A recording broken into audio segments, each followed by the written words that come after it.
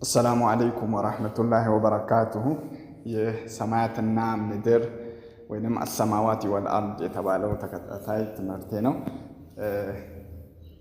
ከዚህ በፊት በለቀቁት ትምህርት ላይ አላህ Subhanahu Wa Ta'ala ሰማያትና የምድር ፈጣሪ መሆኑን ለመግለጽ የተጠቀመባቸው ሶስቱ የአረብኛ ቃላቶች አንደኛው خلق ነው፣ ሁለተኛው ፈጠረ ነው፣ ሶስተኛው ደግሞ በዲዑ የሚሉትን ቃላቶች በመጠቀም እንደሆነ አይተናል።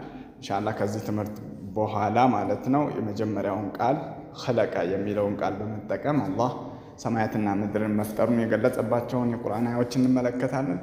خلقን በመጠቀም አላህ Subhanahu Wa Ta'ala ሰማያትና ምድርን መፍጠሩን ከገለጸባቸው መንገዶች መካከል አንደኛ خلق الله በሚል ነው። خلق الله ከስሙ ጋር በማያያዝ خلق የሚባለውን ቃል ፈጠረ ማለት ነው። خلق ማለት ፈጠረ አላህ ወይንም አላህ ፈጠረ።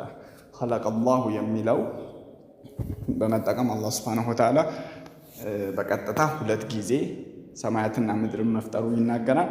በተዘዋዋሪ ደግሞ አንድ ጊዜ ይናገራል። እነኚህን አያዎች አብረናያቸው በጠቅላላው ሶስት ጊዜ خلق الله የሚለውን ለሰማያትና ምድርን መፍጠሩን ለመግለጽ ተጠቅሞታል አላህ ማለት ነው። አንደኛው ሱረቱል አንከቡት ነው ምዕራፍ 29 አንቀጽ 44 ላይ አላህ ምን ይላል? በዚህ በመታዩት አያ خلق الله السماوات والأرض بالحق ይላል። አላህ ሰማያትን خلق الله አላህ ፈጠረ ማለት ነው። خلق ፈጠረ አላህ ፈጠረ السماوات والأرض ሰማያትና ምድርን بالحق በአላማ በእውነት ፈጠረ ይላል። በእውነት አላማ ኖሮት በእውነት ነው የፈጠረው፣ የምር ነው የፈጠረው እንጂ ለቀልድ ለከንቱ አይደለም፣ ለትልቅ አላማ ነው ማለት ነው። ሁለተኛው ደግሞ ሱረቱ ጃሲያ በተመሳሳይ وخلق الله السماوات والأرض بالحق ይላል።